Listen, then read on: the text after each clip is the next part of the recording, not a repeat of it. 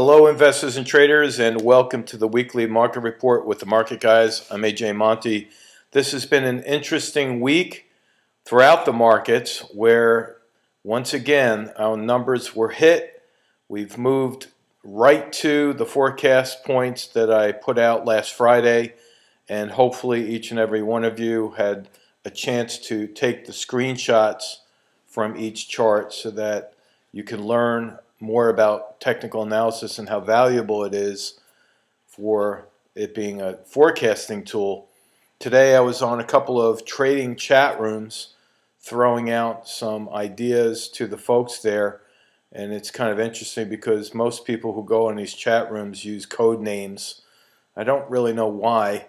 I don't use code names. I try to record everything that I say and do, and each communication with the general public is really my evidence in how well these tools work for the traders, investors, especially when it comes to managing risk.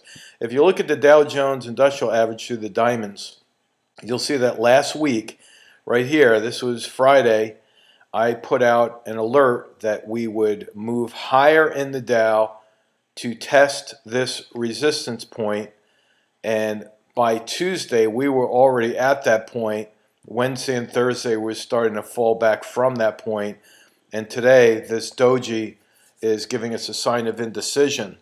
So what I think we could see for next week, I'll remove my lines here and redraw what I believe will happen for next week, is there's a gap down here right at that point, right there. Let me make that exactly right. And I think that next week we could easily pull back to fill that gap. So this diagonal line, yes, is my forecast for next week with regard to the Dow. If you'd like to take a screenshot, go right ahead right now. For the Apple users, I think it's Control, Command, and F4 or something like that. You could just copy the chart. For the PC users, I think there's a print screen feature. Or, if you like, just save this video and go back to it next week, whatever you like. Again, I encourage people to do this because I want them to see the proof or the evidence in how well this market has been reacting to the technical signals. So that's the Dow. I think we're going to even see a drop in volume here as we start to move into Monday. This high volume day tells us that there's a battle going on today, and when you have that battle going on at a resistance point, usually the buyers start to give up and the sellers start to move in. Gaps fill about 80% of the time. Those are my numbers over the past 34 years. Each and every week I highlight those gaps again so you can see the accuracy of those. And if you'd like to learn more about gaps, you can go to the Market Guys video page. I have some free videos there that will show you how to read those gaps and even use them as risk management tools. Now, if you look at the spiders, that's ticker symbol SPY. Again, I've left my lines on the chart so you can see what my forecast was. For those of you who are paying attention, I drew this as the first level of resistance, and you'll see that I drew that line through the resistance because I said that there was a good chance we would break through this resistance and test the secondary resistance, which was the high that I took from back here in July of 2015. So the market did exactly that. We broke through that resistance, tested second resistance, pulled back, and here we are on higher volume. So I'm going to remove my lines here. Again, I don't know how much evidence people need each and every week to finally figure out that technical analysis works, but here it is. The interesting thing is that this candle gapped down.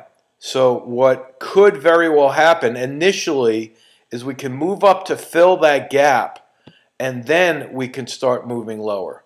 So this is my forecast for next week. We'll probably go up to fill the gap. I'll even highlight it on the video for you with the word gap. There you go, right there. And once the gap fills, there's an 80% chance that the market will reverse from that point. The rule for gaps and what I put out throughout my publications is that there's an 80% chance the gap will fill, and then once it fills, there's an 80% chance that the price reverses from the gap point and goes the other way.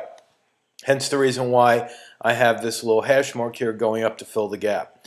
All right, so leave that in place right there, and we'll take a look at that next week. If we look at the Qs, ticker symbol QQQ, this is the power shares, mainly tracking the Nasdaq market. You'll see that I said we would move up to test this resistance line. We did just that, and then we pulled back. And today we see higher volume, which tells us the sellers are moving in with some force. So in order for me to draw my lines for next week, I will remove all of these lines. I will zoom in for you so you can get a better eyeball on that. Our resistance point is going to be taken from the high that we saw on Monday. I'll draw that horizontal line as resistance. I think the Nasdaq as well could go up to fill the gap, and then I think we could start moving lower. Just like that. That's my point. And again, watch what happens. There's a good chance that the price will move almost to my point, not because I can see into the future, but because of that gap filling right at that point. Once the gap fills, remember, 80% chance that it will drop. Okay, now let's look at a more broad-based index. This is a Russell 2000. This is the daily chart. Again, I said we would move up to test resistance right here, right around the 1201 to 1202 level. We did just that. We pulled back from resistance, started pulling back on Thursday, Friday. We came in with a little bit more force. You see that longer red candle.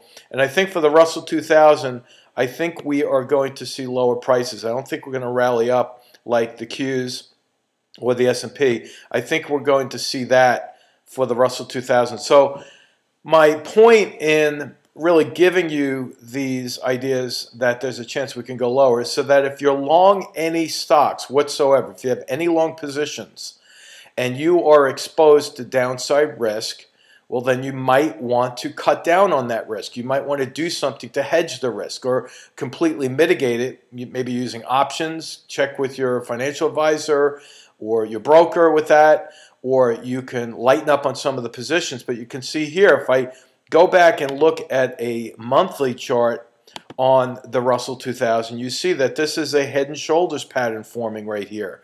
This is a significant pattern that we saw happen back in 2007. If you take this pattern, shoulder, head, right shoulder, and then compare that to what we have here, shoulder, head, right shoulder, you see that we're starting to move lower, and any breakdown below this neckline right here could very well mean much lower prices on the Russell 2000 and the other indices. So again, I tell you this in order to help you learn more about how to protect yourself. It's all about risk management these days.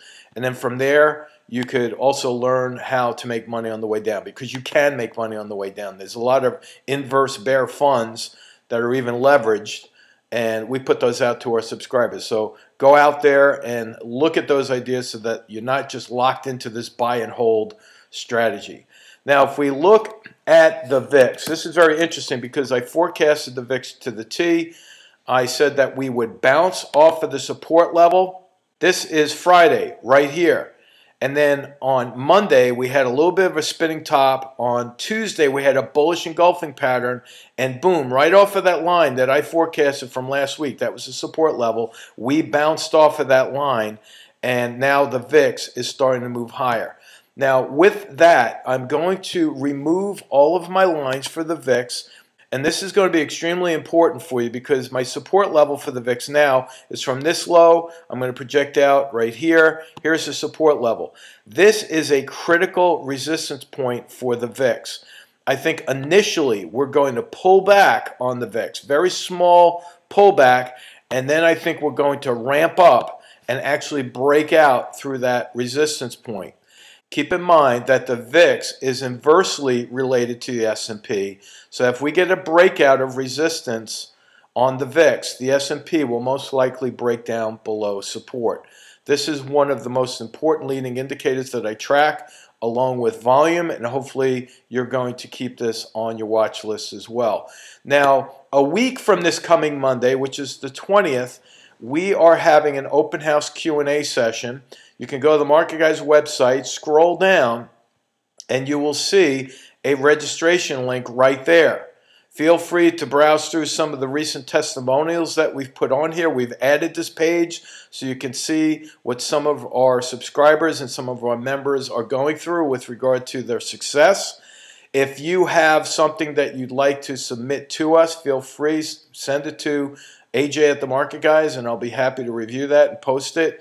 And so our goal here is to help educate the general public so that they can do a better job of taking charge of their money by managing risk correctly. If you want to trade like a professional, you have to learn how to mitigate that risk, like I said before, so you're not putting yourself in a place where you can suffer a catastrophic loss.